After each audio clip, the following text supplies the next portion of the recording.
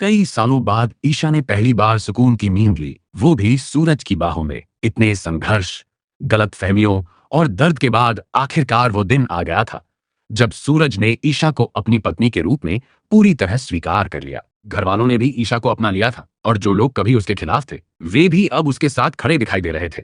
सूरज और ईशा की जिंदगी अब एक नई शुरुआत की ओर बढ़ रही थी। दोनों एक ही छत के नीचे, एक ही कमरे में अपने सपनों को साथ जीने की तैयारी कर रहे थे। ईशा को लग रहा था कि अब उसकी जिंदगी में कोई दुख नहीं आएगा और उसका सूरज हमेशा उसके साथ रहेगा। लेकिन कहानियों में खुशियां ज्यादा देर तक अकेली नहीं रहती। जब सब कुछ ठीक चल रहा था तभी शहर में एक नई आईपीएस ऑफिसर की एंट्री होती है। वह बहादुर है, आत्मविश्वासी है और सबसे बड़ी बात, उसकी नजर सूरज पर टिक जाती है। धीरे धीरे वह सूरज के करीब आने की कोशिश करने लगती है। शुरुआत में किसी को कुछ समझ नहीं आता, लेकिन ईशा की नजरों से ये बात छिप नहीं पाती। ईशा महसूस करती है कि यह सिर्फ प्रोफेशनल रिश्ता नहीं है, नई ऑफिसर के इरादे कुछ और हैं। जब वह इस बारे में सूरज को बताती है तो उसे उम्मीद होती है कि सूरज उसकी बात समझेगा, लेकिन होता बिल्कुल उल्टा है। सूरज गुस्सा हो जाता है।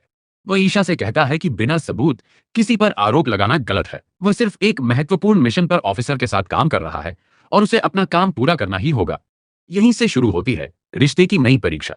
एक तरफ ईशा का डर है कि कहीं वह फिर से अपने प्यार को न खो दे, और दूसरी तरफ सूरज का भरोसा है कि वह कभी उसकी भावनाओं के खिलाफ नहीं जाएगा। लेकिन जब शक और डर दिल में जगह बना लेते हैं तो छोटी छोटी बातें भी बड़े झगड़ों का कारण बन जाती हैं।